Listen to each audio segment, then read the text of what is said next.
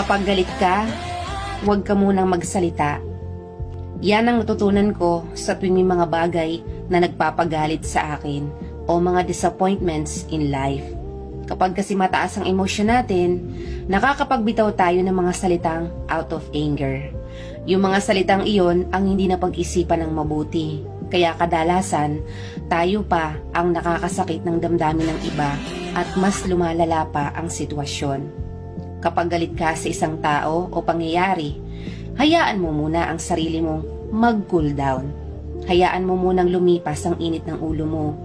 Huminga ka ng malalim at dahan-dahang ikalma ang utak. Doon nasusunod ang pagkakalma ng puso.